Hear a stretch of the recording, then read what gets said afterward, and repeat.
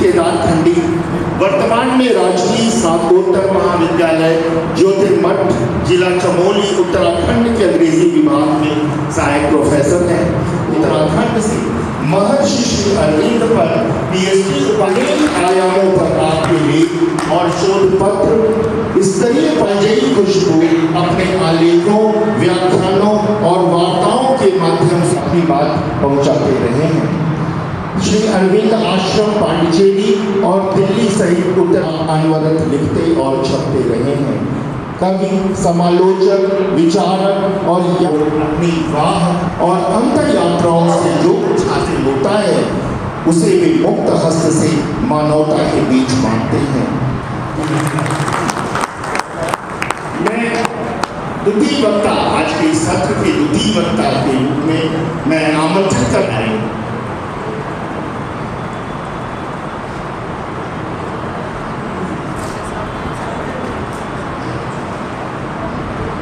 कामता प्रसाद सुंदरलाल, साकेत स्नातकोत्तर महाविद्यालय अयोध्या के माननीय प्राचार्य हैं। साकेत महाविद्यालय में नियुक्त होने से पूर्व डॉक्टर त्रिपाठी काशी विद्यापीठ वाराणसी में संस्कृत विभाग में आचार्य एवं अध्यक्ष के रूप में कार्यरत थे एवं अध्यक्ष के रूप में अपनी अनुकरणीय सेवाएं प्रदान की हैं।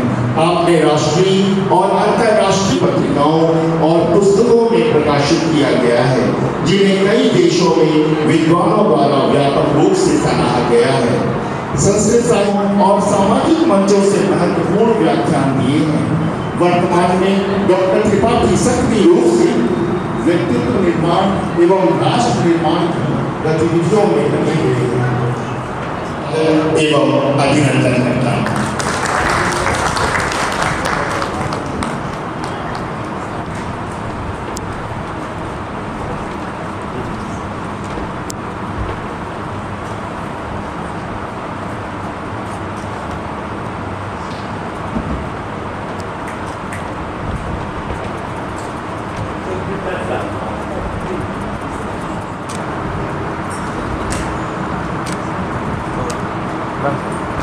निवेदन करता हूं कि 2 मिनट का वो ध्यान करें मां ममतामयी और महर्षि अरविंद के लिए।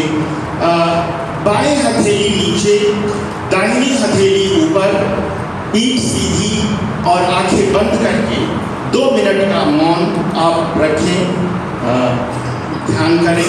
मैं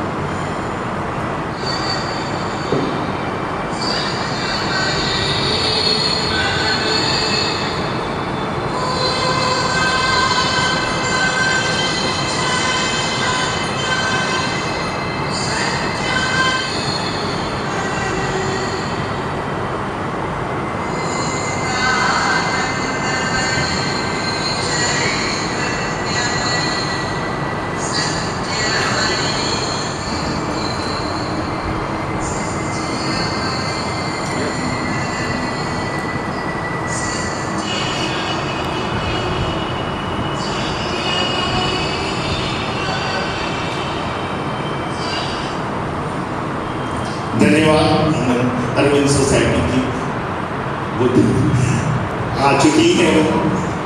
मैं आपसे क्षमा कर रहा था, लेकिन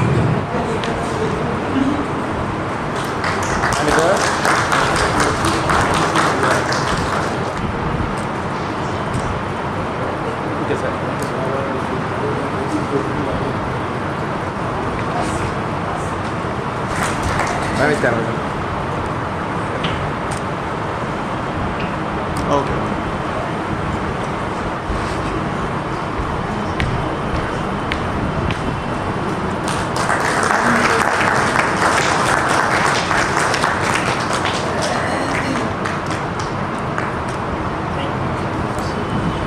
किसी सदी में एक ही बार आते हैं। महर्षि अरविंद जी उनमें एक ही थे।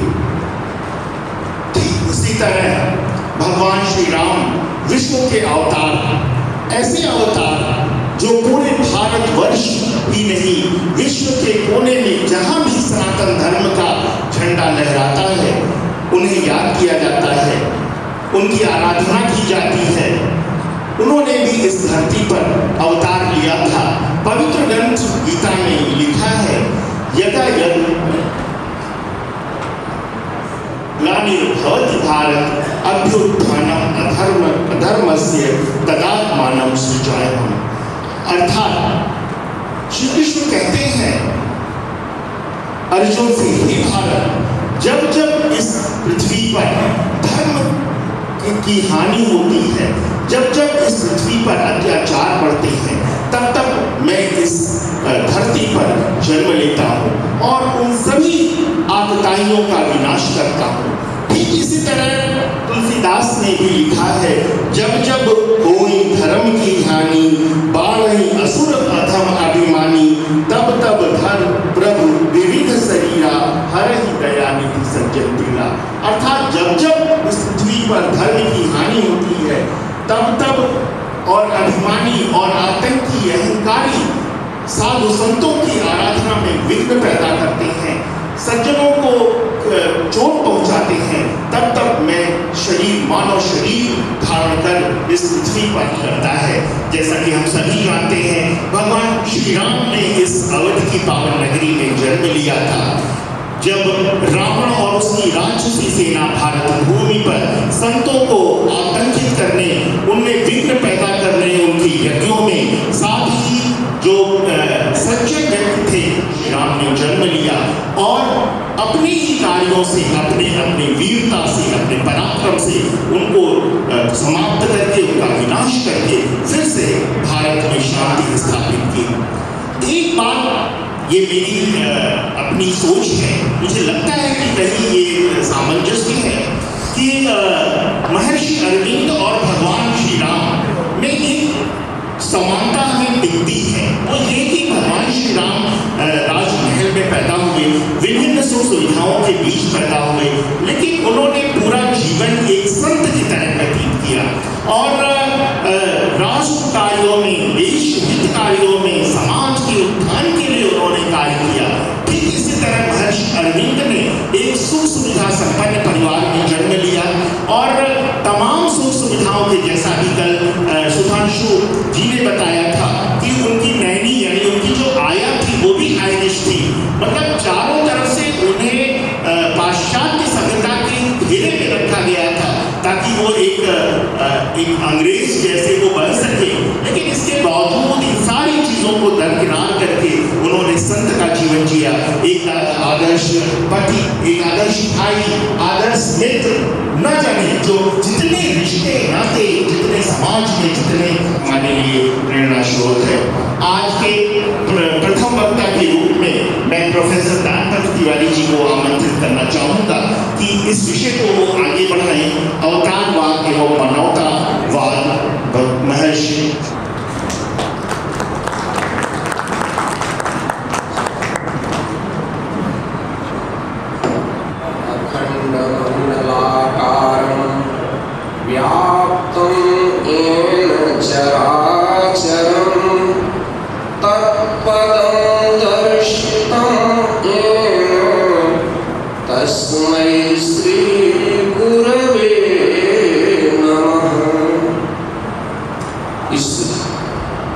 कार्यक्रम की अध्यक्षता कर रहे श्री मानवेंद्र प्रताप सिंह जी, मंचासीन डॉक्टर चरण सिंह जी, हमारे सम्मुख विराजमान विद्वज्जन विदुषी मंडल, डॉक्टर असीम त्रिपाठी जी ने इस कार्यक्रम में मुझे आमंत्रित करके मुझे श्री अरविंद जी के ऊपर कुछ व्याख्यान देने के लिए यह जो अवसर दिया है, इसके लिए मैं डॉक्टर असीम त्रिपाठी जी का आभारी हूँ, उनको धन्यवाद देता हूँ। वास्तव में मेरा जो विषय क्षेत्र वह वैदिक साहित्य है, किंतु जब डॉक्टर असीम त्रिपाठी जी ने मुझसे श्री अरविंद जी पर व्याख्यान देने के लिए कहा तो मैंने विचार किया कि श्री अरविंद जी के मूल में जो अध्यात्म और योग की भावना थी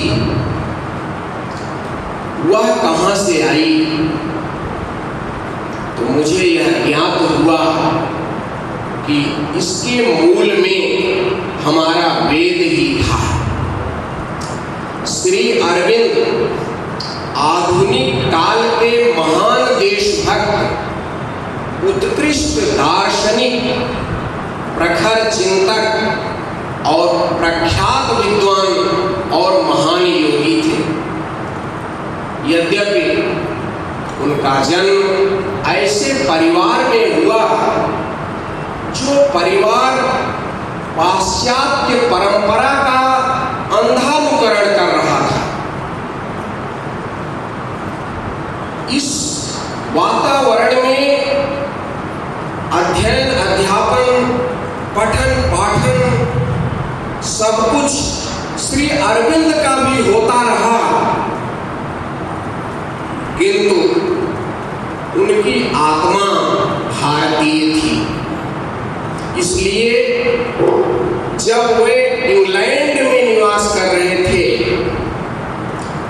उसी समय उनके हृदय में भारत माता के प्रति जो राष्ट्रवाद उत्पन्न हुआ वह आगे चल करके इतना पुष्पित और पल्लवित हुआ कि एक न एक दिन अंग्रेजों को भारत सन 1905 ईस्वी में बंग भंग आंदोलन हुआ, उससे बहुत अधिक प्रभावित हुए अरविंद जी। फिर कार में डाल दिया गया और कारागार की जो अवधि थी उस अवधि में ही उनके अंदर आध्यात्म विचार किया। उन्होंने सोचा कि भारतवर्ष को स्वतंत्र कराने के लिए भारतवर्ष में हमें अपने आप को परिवर्तित करना होगा। उन्होंने राजनीति को त्याग दिया, आश्रम की स्थापना की। वह आश्रम धीरे धीरे अध्यात्म और योग का केंद्र बनता चला गया। भावना कूट कूट कर भरी हुई थी, जो राष्ट्रवाद था, जो मानवता की, जिसकी वेदों के प्रति अगाध श्रद्धा नहीं होगी, समझने में कभी भी सक्षम नहीं हो सकता। क्यों की वाणी है और हम सत्य से बहुत दूर हैं। वो समझना होगा, उनको जानना होगा, उनके उद्देश्य को समझना होगा, इसको स्वतंत्र कराना होगा। ये उनकी भावना थी। श्री अरविंद, स्वामी रामकृष्ण परमहंस जी, स्वामी आध्यात्म को आत्मसात कर लिया और अन्य लोगों को भी अध्यात्म को आत्मसात करने के लिए प्रेरित करना प्रारंभ कर दिया। उन्होंने सब प्रेरणा दी कि इसी मार्ग पर चल करके हमें अपने देश की रक्षा करना हो।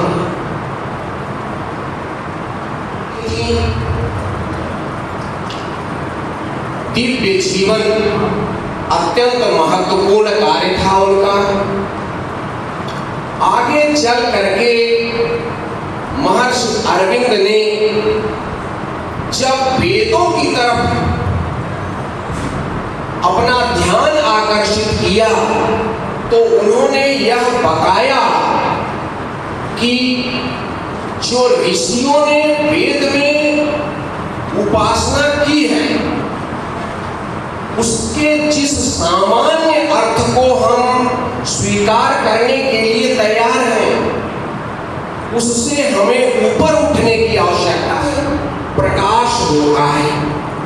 आचार्य व्यास अपने निरुक्त में बताते हैं, जब गौः गच्छति बहुत से निर्वचन करते हैं, किंतु आचार्य श्री अरविंद तात्पर्य प्रकाश होता है, हमें इसको समझना होगा। जब कोई ऋषि असीम त्रिपाठी जी का असीम आभार।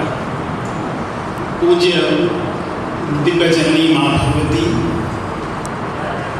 अतिमानस के अवतार, भारत और मानव जाति को असीम प्रेम करने वाले मेरे गुरुदेव ऋषि श्री अरविंद,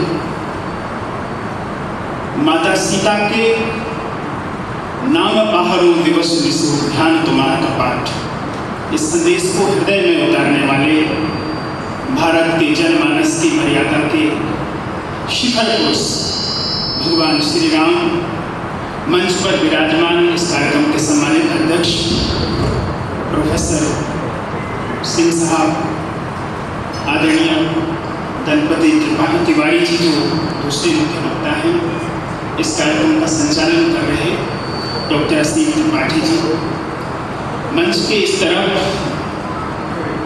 श्री अरविंद सोसाइटी के प्रादेशिक अध्यक्ष विष्णु गोयल जी, आदरणीय तिवारी जी, आदरणीय विनोद भैया, सिंह साहब, पीछे पवन भाई जी, आदरणीय अनिल भाई जी, प्रोफेसर सिंह, आप सभी लोग जो जगह जगह पूरे देश में, उत्तर प्रदेश और उत्तराखंड में माता जी और श्री अरविंद की आनंद की एक तरह से बांट कर रहे हैं, उसको ऑफरिंग कर रहे हैं, आत्मसात भी कर रहे हैं और वितरण भी कर रहे हैं।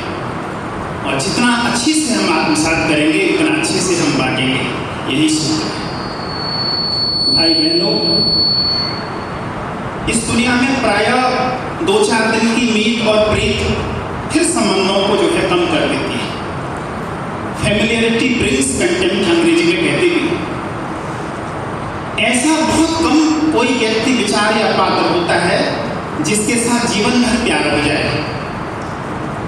1930 के दशक में राष्ट्रपति की पुत्री मार्गरेट विल्सन उस एक कमरे में जब श्री अरविंद की एसेज ऑन द गीता पढ़ रही थी, 600 पृष्ठ की कलम वो टीका है, मानो एक बार फिर से भगवान श्री कृष्ण समझा रहे हो कि मैं तर्क में कह क्या रहा था।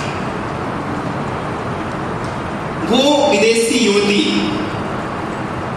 जिसका मन भी भारतीय नहीं था, तन भी भारतीय नहीं था, उसने कहा ये व्यक्ति धरती पर है अभी जो इतनी अद्भुत मीमांसा कर सकते हैं, मुझे उनके पास जाना है। और बाद के सालों में श्री अरविंद ने उनका नाम निष्ठा रखा। योग में, अध्यात्म में निष्ठा ही काम आती है। गुरु के चरणों में एकमेव समर्पण ही काम आता है। अव्याभिचारी भक्ति ही काम आती है। निष्ठावान हृदय कैसा होता है? श्री अरविंद की कविता है ब्राइड ऑफ द फायर, उसको पढ़िए। मैं आज के बाद केवल तुम्हारा ही चुम्बन महसूस करूंगा, मैं आज के बाद केवल तुम्हारा ही स्पर्श महसूस करूंगा। ये निष्ठावान हृदय भगवान को पुकार कर, अग्निमधु को पुकार कर, फायर अग्नि जो जलाती है, प्रज्वलित करती है, पवित्र करती है, उदाहत करती है, परिष्करण करती है। श्री अरविंद के बारे में उस अमेरिका की बेटी ने कहा, धरती पर ये अकेला मानव, एक धरती पर कम से कम एक आदमी ऐसा है जिसको जीवन भर प्यार किया जाता है। हमको श्री अरविंद और माँ के द्वार पर इस जन्म में आने का मौका मिला है। ये पूरे जीवन की स्थिति से मूल्यवान है, क्योंकि हमारी श्रद्धा का है तो उनके नाम का जलाया। कम से कम हम दूर दराज इलाकों से आकर के श्री अरविंद और माँ की चेतना को जीने के लिए इस माधव ने श्री अरविंद। मैं ये मानता हूँ कि हमारे देश में, इस दुनिया में अभी तक भी श्री अरविंद को निसंदेह भारतीयता के नवगायक हैं। उन्होंने भारत को देखने की एक नई दृष्टि दी है। उनके प्रति जो सबसे बेहतरीन जो हमारा परिचय है कि हम अतिमानस के अवतार के पुत्र हैं, हमारे पिता अतिमानस के अवतार हैं। उन्होंने पूरी सृष्टि को, पूरी मानवता को एक नई दृष्टि से देखने का नया विजन दिया है। सावित्री के पृष्ठ 700 पर श्री अरविंद, वो जो 10-12 पेज हैं ह्यूमैनिटी के लिए, साफ साफ कहते हैं सावित्री के लिए जो केवल एक व्यक्ति को बचाने के लिए नहीं लड़ रहे हैं, धरती को बचाने के लिए लड़े। और हम कह रहे मानवता का विकास, तो मानव जाति का सबसे बड़ा शत्रु खुद मानव है। आप आज भी देख रहे हैं पूरी दुनिया में, उसके युद्ध की हरकतें देखिए, उसकी मूर्खता के पल देखिए। सावित्री महिषी अर्जुन कहते हैं, "An idiot hour destroyed what centuries made." 50 साल लगे यूक्रेन को बनाते बनाते, 2-3 सालों में पूरा तबाह। गजा और फलस्तीन लगभग जो है बम के गोले बने हुए। पूरी दुनिया में आप देखिए, लेकिन अमेरिका के देशों की हालत देखिए, कितना ड्रग कार्टल्स वहाँ है, कितनी हिंसा वहाँ है, कितनी लूटपाट। उत्तर कोरिया को देखिए, अगर धरती पर जीवित नर्क है, सांस लेना भी कीमती हो सकता है, उत्तर कोरिया में कोई रहेगी क्या देखिए। ऐसी मानवता के बीच एक उम्मीद की किरण Shri Arjun, "O sun world, thou shalt raise the soul to light and bring down God into the lives of men." पूरी धरती चेतना को उठाने की बात हो रही है। और जो वर्क चेंबर है, ये पूरी धरती श्री अर्जुन का कर्म क्षेत्र है। दुनिया के हर आदमी का श्री अर्जुन के प्रति ऋण है। श्री अर्जुन की कृपा करुणा दुनिया के हर व्यक्ति के लिए, मैं कह रहा हूँ हर जीव के लिए है, क्योंकि उन्होंने सारा जीवन ही योग कहा। और वो योग केवल इंसानियत तक सीमित नहीं है, वो एक एक पशु पक्षी, एक एक फूल पत्ती, अयोध्या की सड़कों पर घूम रही एक एक गाय, एक एक फूल पाती यहाँ की उसकी उपयोग कर रही है। इसलिए उन्होंने कहा, "O sun world, thou shalt raise the soul to light and bring down God into the lives of men. Earth shall be my work chamber and my house, my garden of life to plant a seed divine." मैं दिव्यता का बीज बोना चाहता हूँ, मैं मनुष्य जाति को उठाना चाहता हूँ। उसके लिए ये धरती एक गार्डन हाउस बने। गार्डन हाउस खुशबूदार बगीचा से बना हुआ घर, ऐसी दुनिया श्री अर्जुन चाहते हैं साथी। और इसीलिए श्री अर्जुन के योग के लिए बहादुरों की जरूरत है। एक जगह उन्होंने कहा, "मैं इमोशनल चिल्ड्रन नहीं चाहता हूँ, I want strong man, I do not want emotional children", क्योंकि ये बहुत कठिन यज्ञ है, आरोहण है। एक जगह उन्होंने कहा, "इस योग में नाम लेते ही, इसकी तरफ संकल्प करते ही दुनिया भर के शत्रु आकर के आपको घेर लेते, इतना मुश्किल है।" इसीलिए उन्होंने सबसे ज्यादा how to change mind, how to change body, how to change consciousness, जो भीतरी शत्रु, जब श्री अरविंद ने भारत के लोगों से भी मुखातिब हुए तो उन्होंने कहा कि आपका असली शत्रु कोई बाहरी ताकत नहीं है, आपका वास्तविक शत्रु आपके भीतर की कमजोरी, भावुकता है, जो इमोशनलिज्म है, वो सब आपका असली शत्रु है, उसको पहचान। तो श्री अरविंद के प्रति जब आप प्यार में डूबे हुए होते हैं तो ये सारी चीजें आपके लिए सहज होती हैं। रात दिन ये सपना आपको परेशान करता है कि वो भारत, वो नव भारत, न्यू इंडिया की हम बहुत सारी बात कर रहे हैं। 1948 में श्री अरविंद ने आंध्रा यूनिवर्सिटी को पत्र लिखा, ये उनकी 35वें वॉल्यूम में है। उसमें उन्होंने साफ कहा कि भारत का केंद्रीय चरित्र स्पिरिचुअलिटी है। योग और अध्यात्म भारत के बिल्डिंग ब्लॉक्स हैं। इनसे परे होकर के भारत कुछ भी बन जाए तो भारत नहीं बन सकता। योग और आध्यात्मिकता को श्री अरविंद 1907-8 में ऐसी बात कर रहे हैं। और फिर साफ कहते हैं कि बाकी सारी दिशाएं टेम्पटिंग डायरेक्शंस हैं। हमको कोई आर्थिक महाशक्ति नहीं बनना है, हालांकि वो इस प्रक्रिया में वो भी मिल जाएगा। हमको कोई मिलिट्री पावर नहीं बनना है, अमेरिका की क्या सम्मान है दुनिया की मोर्चे पर हम जानते हैं। हमको केवल एक चीन जैसा अधिनायकवादी राष्ट्र नहीं बनना है जो कमजोरों को फंसाता है, ऋण देकर के डेट ट्रैप में फंसाता है। भारत को ऐसा राष्ट्र बनना है कि दुनिया के गरीब और कमजोर राष्ट्र भारत को देख करके सहारा पाएं कि भारत हमारे साथ खड़ा है, भारत हमारे आसपास है, जैसा कुछ भूटान महसूस करता है। ये भारत के विकास की सही दृष्टि है। और उन्होंने कहा, ये बात श्री अरविंद तब कह रहे हैं, मैं आपको बता दूं फिर से, भारत का हमारा मन इतना कैद हो गया था जंजीरों में कि 1909-10 तक भी भारत के नेता कह रहे थे कि स्वराज की बात करना मूर्खता है, पागलपन है, हम आजाद हो ही नहीं सकते। कई लोगों ने उसी अंग्रेजों को माँ बाप समझ लिया था। हम बहुत बार चिंतन करें इस पर कि आखिर श्री अरविंद का जो राष्ट्रीय एजेंडा जिस तरह से वो मासिस को आंदोलित करना चाहते थे, वो क्यों नहीं उस तरह से उस रूप में सामने आया। 1910 में बाद के दशकों में वो सामने आया, उसका समय लगा। वो इसलिए था कि भारत का मन जकड़ चुका था जंजीरों में कि हम पराधीनता से मुक्त नहीं हो सकते। ऐसे समय में श्री अरविंद ने पुकारे दी। आप देखेंगे कोई भी भाषण हो, कोई भी स्पीच हो, केवल भारत है और भारत की जकड़ी हुई आत्मा का जागरण है। श्री अरविंद को 23 अगस्त 1907 को बंगाल नेशनल कॉलेज के बच्चों से जब उनको ये लगा कि शायद ये रिपोर्ट कर दिया जाएगा, तो उन्होंने 2.5 पेज की एक सलाह लिखी। 2.5 पेज का एक स्पीच है जिसका नाम है सलाह। उसको भी आप पढ़िए, देखेंगे केवल भारत की चिंतन है उसमें। राष्ट्र की एकता, राष्ट्र के जीवन में ऐसे पल आते हैं जब सब कुछ छोड़ देना पड़ता, केवल भारत माँ की सेवा करनी पड़ती। मैं तुम में से किसी को महान बनते देखना चाहता हूँ, तुम में से उदार बनना देखना चाहता हूँ, लेकिन अपने क्षुद्र अहंकार के लिए नहीं, भारत के लिए बहुत और महान, भारत के लिए महान और संपन्न। वर्क दैट शी में रिजॉइस, उसी में स्पीच है लास्ट। संपन्नता से भारत माँ संपन्न हो सके, ऐसी पीड़ाएं झेलो कि भारत माँ आनंद के तो पल बना सके। सब कुछ इसी एक सलाह में समाहित है श्री में। तो इस पक्ष को समय की मर्यादा है, हमें अमृत जी का आशीर्वाद भी सुनना है।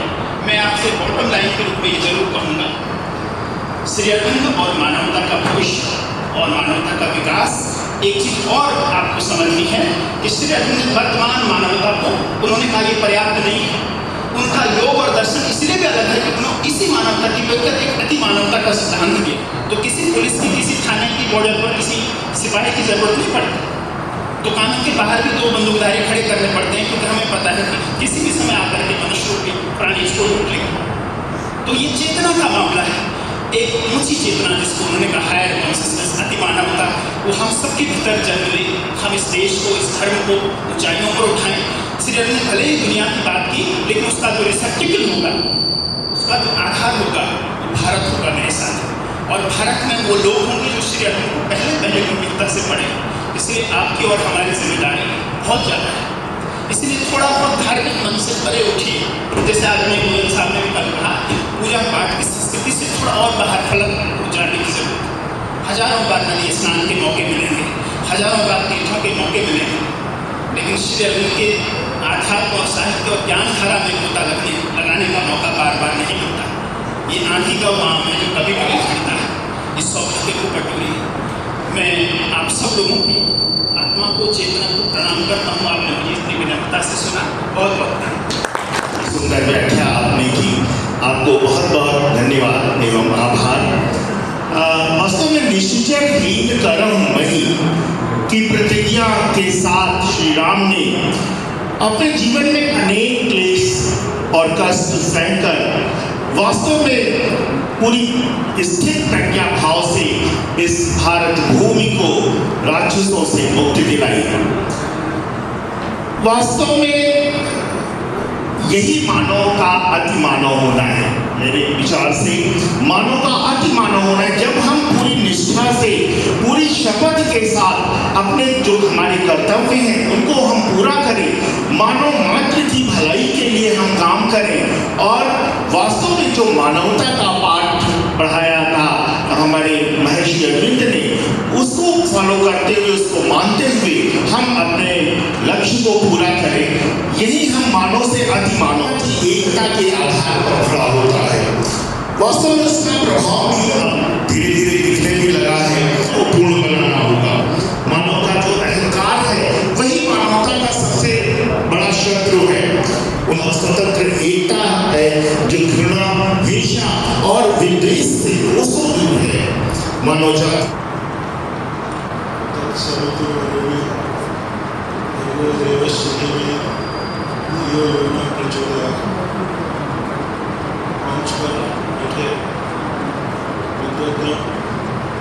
और इस सभागार में बैठे हमारे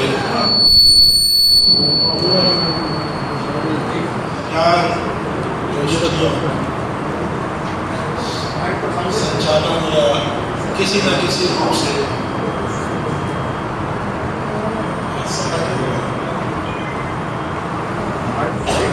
मैं जिक्र कर रहा था कि 50 वर्ष के एकेडमिक लाइफ में हम लोगों ने कम से कम 1000 गोष्ठियाँ किसी न किसी रूप में सुनी होगी, वहाँ पर अपनी सहभागिता ली होगी। लेकिन यहाँ पर काम हमको बहुत सहज हो गई, अध्यक्षता होती है। क्योंकि अध्यक्ष के, किसी भी गोष्ठी के अध्यक्ष के 3 काम होते हैं। पहला तो टाइम कीपर होता है, और वो शत्रु बन जाता है वक्ताओं का, उससे मुझे बचा लिया असीम जी ने। दूसरा काम ये होता देते हैं, उसको पैराफ्रेज करके संक्षेप करके ऑडियंस के पल्स तक पहुंचाना। ऑडियंस का लेवल देखिए और वहाँ के उनको समझ में आनी चाहिए। वह काम भी बहुत आसान कर दिया मेरा, समय बच गया। असीम जी ने सबका संक्षेपण कर दिया बहुत विस्तार तरीके से। अब जो कुछ कहना है मुझे अपने आप कहना, मुझे अपने पूर्व वक्ताओं पर कोई कमेंट नहीं करना। ये सब असीम जी संचालक महोदय का एक पद सृजित करके इस गोष्ठी में यह काम बहुत आसान हो गया। और मैं अपने दोस्तों से कहूँगा कि भविष्य में इस तरह का करेंगे तो बुजुर्ग होते हुए अध्यक्ष लोग जो हैं वो थोड़ा सा सहूलियत महसूस करेंगे। आइए आप अवतार की बात। मैं दर्शन शास्त्र का विनम्र विद्यार्थी हूँ और इसी धरती फैजाबाद के जिला अस्पताल में पैदा हुआ। हमारे पिताजी कमिश्नर ऑफिस में उनके स्टेनो थे, तो वो रिकॉर्ड सब बड़े बहुत अच्छे से रखे हुए हैं, तो इसलिए मुझे अपनी डेट ऑफ बर्थ पूरा पता है अच्छे से, डेट टाइम सबके साथ, सब एक जिला अस्पताल में। तो भाई अवतार तो सभी हैं। कितने 8 अरब हुए और जाने कितने 8 अरब अभी होंगे। ये हमारा प्रिजम्पशन है, लॉ ऑफ प्रिजम्पशन, कि किसी का भी फिंगरप्रिंट नहीं मिलेगा। यानी निष्कर्ष क्या निकल रहा है, उससे अपेक्षा की गई है कि गोष्ठी को निष्कर्ष तक पहुंचाए। दर्शन शास्त्र में कभी कोई निष्कर्ष पर नहीं पहुंचा। ये ज्ञान तो पंच कृपाण की धारा चलता रहेगा। तो ये निष्कर्ष है कि हर व्यक्ति अवतार है। कैसे? हर व्यक्ति यूनिक है। I believe in doctrine of unique particularity. ये वैशेषिक दर्शन है, न्याय वैशेषिक सांख्य योग, ये भारतीय दर्शन में योग बनाए गए। तो कोई भी व्यक्ति जो है अनोखा है, हर बच्चा अनोखा है, यूनिक पर्टिकुलर। आपकी यूनिकनेस कहाँ केंद्रित है, उसकी लोकस स्टैंडर्ड क्या है? लॉ में पहला प्रश्न पूछता है सुप्रीम कोर्ट का जज कि साहब पिटिशनर की लोकस स्टैंडर्ड क्या है। अगर उसके समझ में आएगा तो रिट इंटरटेन करेगा, नहीं तो उठा फेंक देगा। आप अपनी लोकस स्टैंडर्ड देखिए, कहाँ हैं आप? संदर्भ, all meaning is contextual meaning. एक रेफरेंस कॉन्टेक्स्ट में हम लोग बात कर रहे हैं, श्री अरविंद के दर्शन के बारे में बात कर रहे हैं। उसमें consciousness is a journey within, अपने अंदर की जर्नी, बाहर नहीं। कोई डिफरेंट गोल नहीं है कि यहाँ से सुल्तानपुर लखनऊ पहुँचना हो, दिल्ली पहुँचना हो, अपने ही अंदर। और यह जानने के लिए मेरा पहला सबमिशन ये है कि हर व्यक्ति कॉस्मिक कॉन्शसनेस का हिस्सा है और उसमें एक यूनिकनेस जो है वो उसे प्राप्त करना है। पहले तो जानना है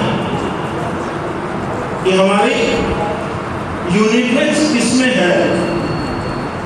हर आदमी यूनिक पर्टिकुलर है, लेकिन इसके साथ साथ हम कहीं से आपसे जुड़े भी हैं, यूनिक भी हैं लेकिन यूनिवर्सल भी हैं। हम जो बात कह रहे हैं वो आपके समझ में आ रही है। जो बोल रहा, जो प्राण शक्ति है वो यूनिवर्सल, कॉस्मिक कॉन्शसनेस। हमारे मंच पर संक्षिप्त मुलाकात में पता चला कि ऋग्वेद पर आपने कार्य किया है। तो ऋत का जो कंसेप्ट है, ऋत यूनिवर्सल मॉरल ऑर्डर, सब कुछ नियम से हो रहा है। मैं 25 साल प्रिंसिपल रहा डिग्री कॉलेज में, उसी में 3.5 साल भारत सरकार ने डिप्यूटेशन करी। एक ही चीज मैं कहता था, वो ऋत से, भाई तुम लोग सारे काम नियम से करो, समय से करो और सद्भावना से। That's all। ये भी मैं बहुत बार बोल चुका हूं। तो कैसे हो? नियम क्या है? ऋत में निहित है। गुरुत्वाकर्षण का नियम पहले से था, ये नहीं कि न्यूटन ने बनाया।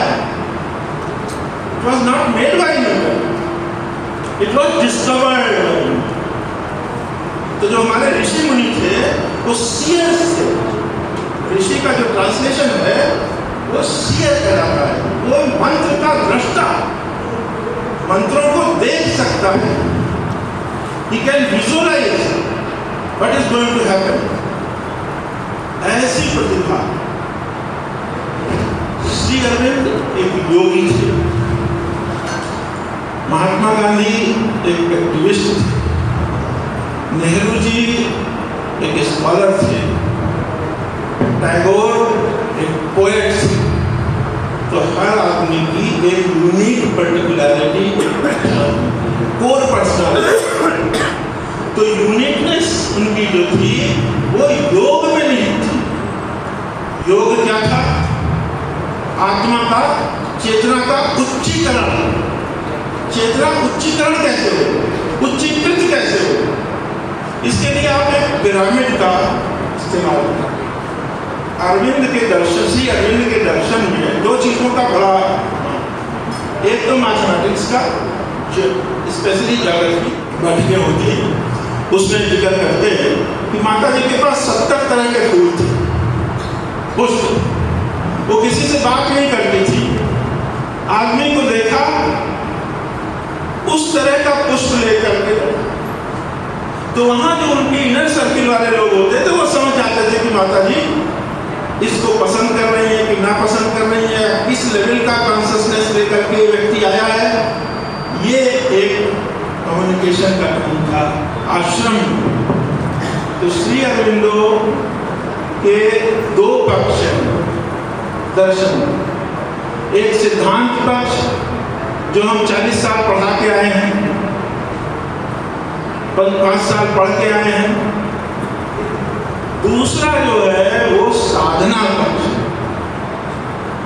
Journey with in. कॉन्शियसनेस में रेजिमेंटेशन नहीं है। मांडुक्य उपनिषद में 4 बताए गए। मास्लो अमेरिकन साइकोलॉजिस्ट है, वो भी उसी तरह से पहुंचता है। जैसे आप अन्न में कोश, प्राण में कोश, मनो में कोश, ज्ञान में कोश, आनंद में कोश की बात करते हैं। उसी तरह से मास्लो अमेरिकन साइकोलॉजिस्ट है। दोनों में कोई वो संस्कृत नहीं पढ़ा था, न यहाँ कुछ। स्वतंत्र रूप से उन्होंने सोचा, स्वतंत्र रूप से सोचा और कहा कि ये फिजियोलॉजिकल भी। फिर उससे ऊपर उठा वही चीज जो आप हैं, जो आपकी यूनिकनेस है, उसको पा लेना। वो शिक्षा व्यवस्था सबसे अच्छी माइंड। अरविंद, श्री अरविंद के दर्शन पर आधारित शिक्षा व्यवस्था है।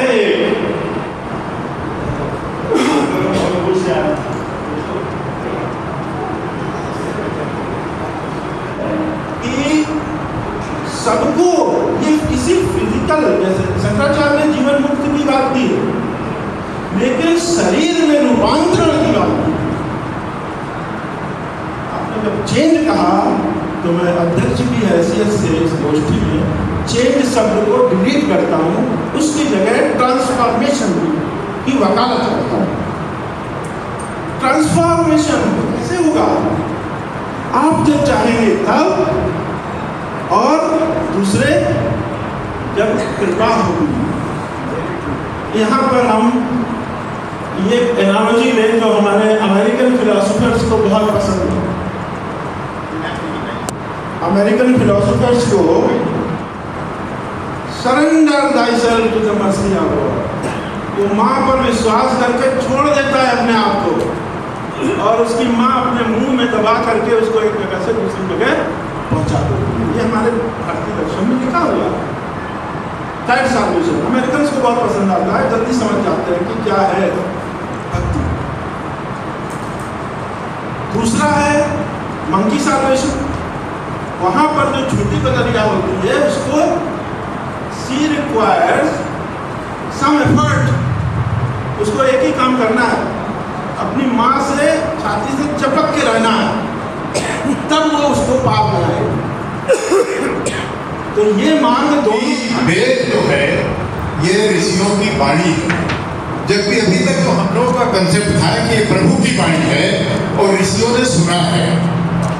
ऋग्वेद में भी श्री अरविंद ने स्वयं अपने भारतीय संस्कृति के आधार पर उन्होंने मेंशन किया है कि ऋग्वेद में आया है कि कबीरा सत्यम सुतक, यानी कबीरा जो है जो ऋषि के लिए उन्होंने कबीर शब्द को किया है, वो जो है उसको सुनते थे और इसीलिए वेद को जो है प्रारंभ में श्रुति कहा गया। परंतु आपने कहा तो कि ऋषियों की ये वाणी है, इस संदर्भ में थोड़ा सा उसको जो है जानना चाहता हूँ। वेद जो है ऋषियों का दर्शन है। सर्वप्रथम हमें ऋषि को समझना होगा कि ऋषि है कौन।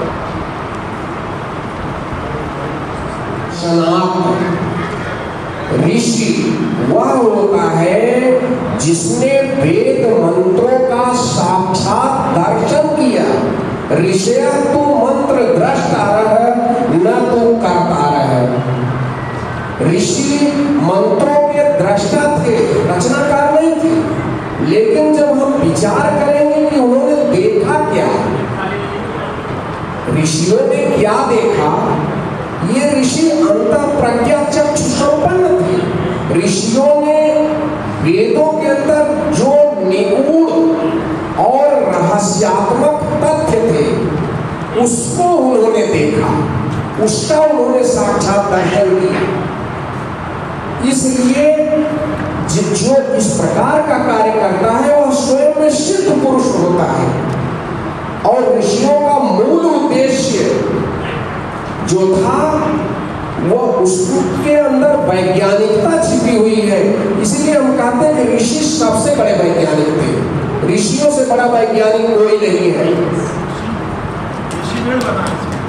ऋषि ही भी वैज्ञानिक था। आज का विज्ञान जिसका अन्वेषण कर रहा है वह वेद मंत्रों में पहले से ही विद्यमान है। जैसे मैं एक दो उदाहरण आपको देता हूं। वेद में एक शब्द आया हुआ है रिविशन, लिखा गया ऋग्वेद में कि वातावरण के चारों तरफ एक परत होती है जो संपूर्ण वातावरण का संरक्षण करती है। यदि हम कभी भी उस परत से छेड़छाड़ करने की कोशिश किए तो निश्चित रूप से पूरा वातावरण दूषित हो जाएगा और उसका भयंकर परिणाम हमारे समक्ष उपस्थित होगा। आखिर वो है क्या? हमारी ओजोन परत है। आज जिस ओजोन परत में छिद्र हो चुका है उसका परिणाम आप देखिए, असमय गर्मी, असमय वर्षा, भीषण गर्मी, वातावरण अनियंत्रित हो चुका है। ये जो रहस्य है ये सब ऋषियों ने अपनी दिव्य दृष्टि से देखा। ये है ऋषियों का असली दर्शन। इसीलिए वेद सिद्धों की वाणी है, अरविंद जी मानते हैं। और अरविंद जी का मानना है कि ज्ञान से विभूत आत्मा जिसकी होगी, मन मस्तिष्क जिसका होगा, उसी के अंदर वेदों का ज्ञान स्फुरित होगा। अन्यथा आप वेद पढ़ते रहिए, आप कभी भी उसके रहस्य को न जान पाएंगे और न समझ पाएंगे। प्रतिपादित मानव धर्म आत्मा की एकता के आधार पर ये खड़ा दिखाई पड़ रहा है। आज की परिस्थितियों में जब हम अपनी प्राचीन सभ्यता, संस्कृति एवं परंपरा को भूलकर भौतिकवादी सभ्यता का अनुकरण कर रहे हैं, अरविंद का दर्शन ही हमें दिशा निर्देश देता है। आज धार्मिक एवं आध्यात्मिक जागृति की नितांत आवश्यकता है। निष्कर्ष यह है कि मानवता ही संपूर्ण जगत की उन्नति का आधार है। लोगों का आचरण ही राष्ट्र के भाग्य का निर्माता है। वचन का पालन करना ही सबसे बड़ा मानव धर्म है, चाहे इसके लिए प्राण ही क्यों न चले जाएं। देश और समाज के लिए तन मन धन बलिदान करने वाले ही मानवता के सच्चे पुजारी हैं। करुणा, प्रेम, सत्य, शुचिता यह सभी मानवता के अंग हैं और यही मनुष्य को आत्मशक्ति देते हैं। मानवता की दृष्टि में सभी एक समान हैं। यही महर्षि अरविंद का मानवतावाद है और यदि इसके आलोक में मर्यादा पुरुषोत्तम भगवान श्री राम के चरित्र को देखा जाए तो उनका संपूर्ण जीवन ही इस कसौटी पर खरा उतरता है। इसीलिए श्री राम हमारे आराध्य हैं और उनका जीवन युगों युगों तक मानव को मानवता की राह दिखाता रहेगा। आप सभी ने हमारे वक्ताओं को बहुत ध्यान से सुना, बड़े धैर्य से सुना। हम बहुत आभारी हैं। साथ ही अपने सभी वक्ताओं के हम आभारी हैं जिन्होंने अपने अमूल्य समय से थोड़ा समय हमें दिया, अपने ज्ञान से हमें अभिषेचित किया। हम हृदय से उनके आभारी हैं और यहीं पर ये सत्र समाप्त होता है। बहुत बहुत धन्यवाद।